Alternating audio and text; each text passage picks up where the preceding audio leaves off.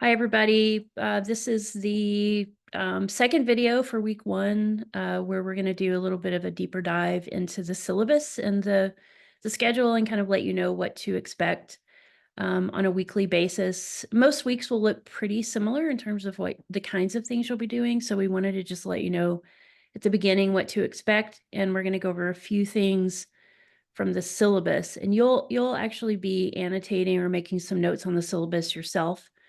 And we'll explain that briefly in the next video. So I want to pull up the syllabus itself. This is on our schedule under day one, and you can also find it just under the syllabus link as well. So this is what's called the syllabus front matter. So this is not the weekly schedule. This is just like what the course is about, what projects we'll have, how we'll do the grading, kind of our policies and that sort of thing. So I always feel like going over policies on the first day of class is like reading a prenup on your first date.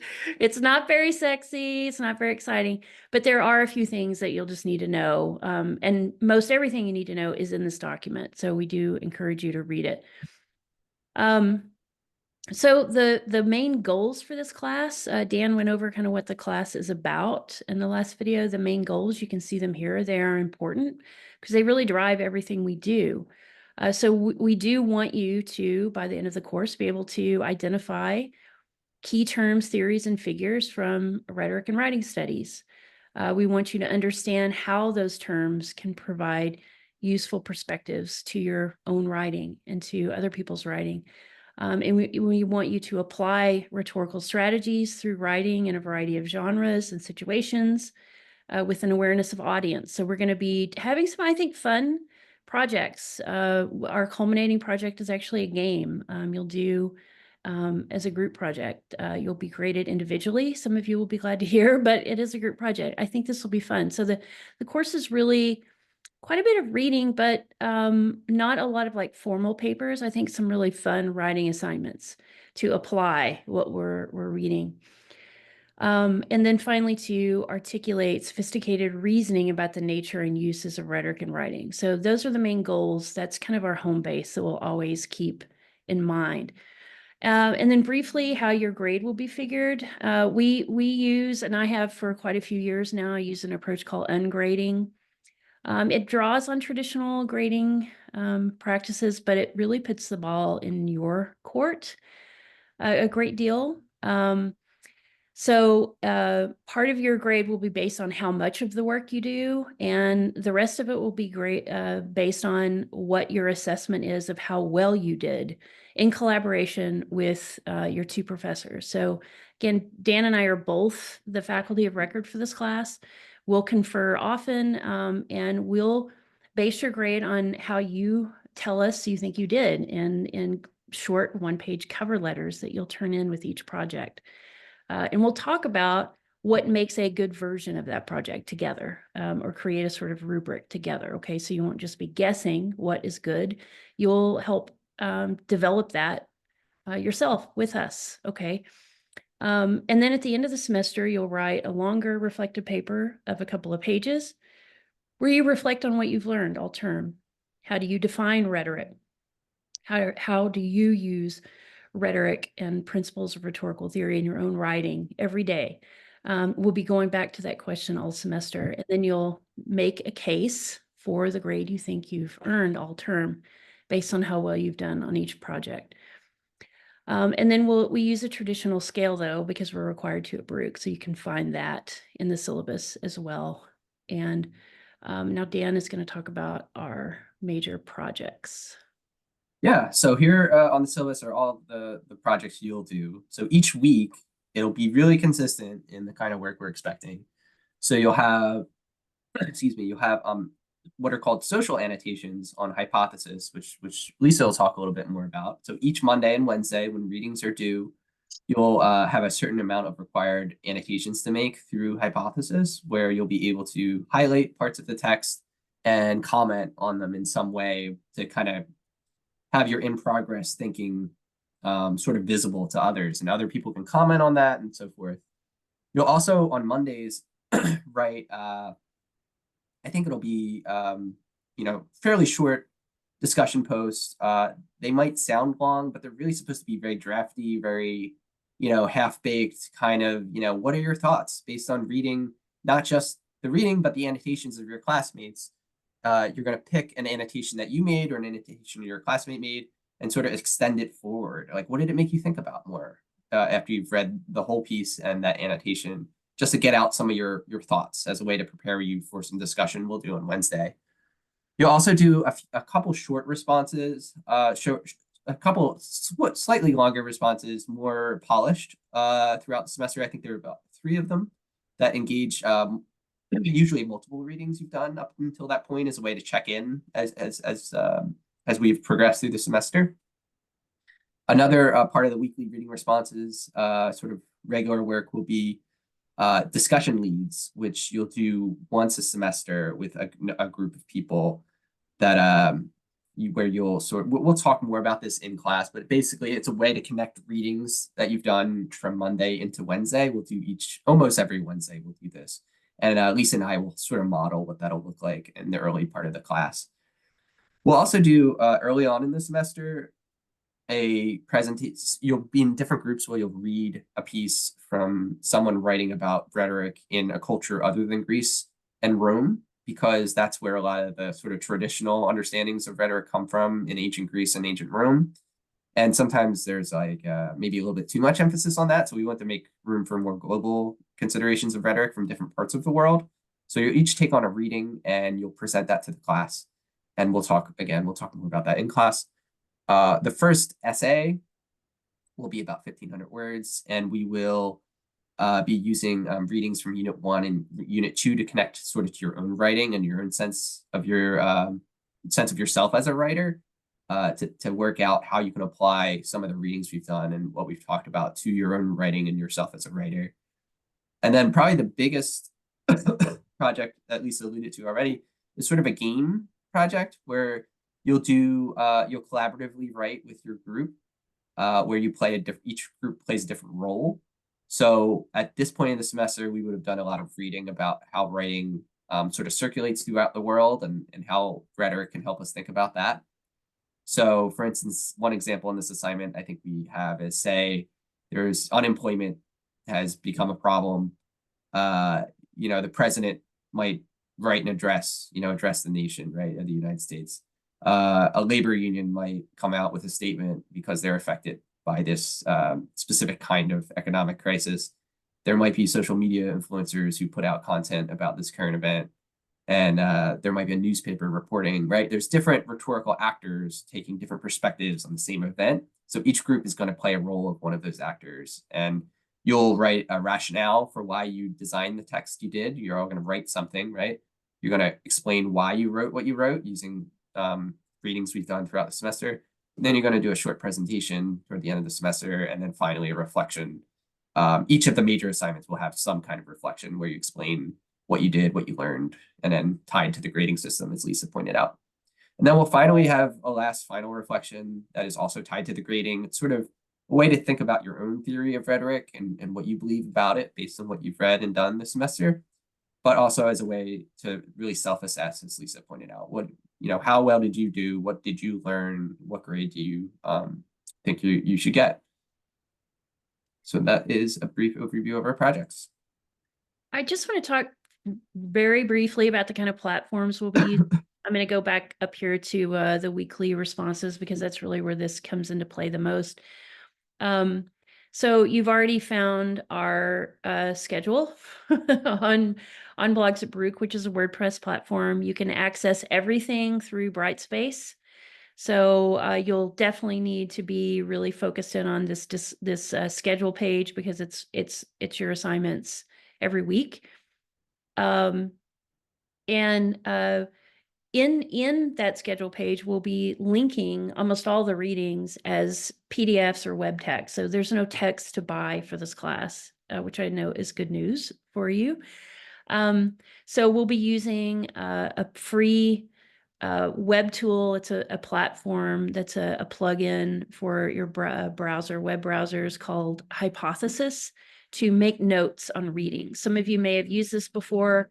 I've used it for years. My students always love it. So I keep going back to it. It's very easy to use, but if you have any questions, let us know. In the next video, that's your weekly guide to your assignments for week 1. I'll go into more detail about how to use hypothesis, and there's also a link under week 1 homework that will show you exactly how to get started. But again, it's very intuitive, easy to use. But if you ever have questions, please let us know. And then we'll also be doing, as Dan said, weekly discussion posts, very short, in Brightspace. So we'll be using the discussion feature. So you'll just hit in the upper tab in Brightspace, you'll just hit discussions to get to that. We'll put all these directions in the schedule. And then also Brightspace is where you'll submit your papers and get feedback from the 2 of us and get your grades. So those are the platforms we'll be using. And again, we'll go into more detail about those in our next video.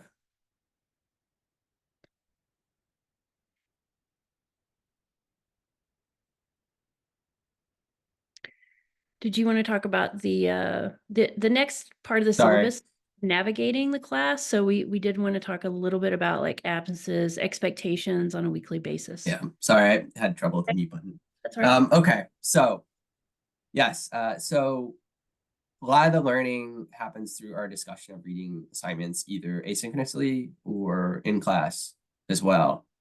Asynchronous work is great because you can do it on your own time, as long as you meet our deadlines, right?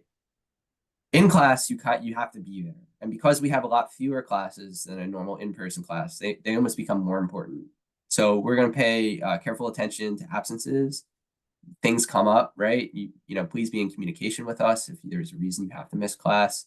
If you're sick, there's an emergency, you know, we're very understanding people. Those things happen. But if it does become a pattern, if there is an issue where you're missing a lot of class and there's not really a way we can make an accommodation, it will affect your grade eventually. Obviously, religious holidays are an excused absence, so all those sorts of things. But really, the best thing to do is to stay in communication. Just stay in communication, especially if you know ahead of time.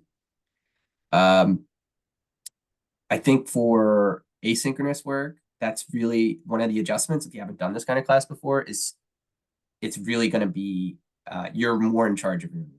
So it's going to be easy to miss or forget about things because you just have one less class meeting for teachers to remind you things, right? So it's really on you to kind of keep a calendar, keep up with our schedule, maybe put it as a favorite on your browser. So you kind of always have the schedule handy and you know what's coming, review it, you know, every Sunday or Friday or something, just to make sure you don't miss anything, especially for the asynchronous components of the class. All right. Yeah, and we'll post a short video, or we're planning to at this point. We have high ambitions like you at the beginning of the semester. We're going to post a short video at the beginning of each week that's just kind of an overview for the week, especially because we meet, you know, we don't meet in class until Wednesday. So we'll give you kind of an orientation video for the week and kind of a short orientation to the readings, that sort of thing.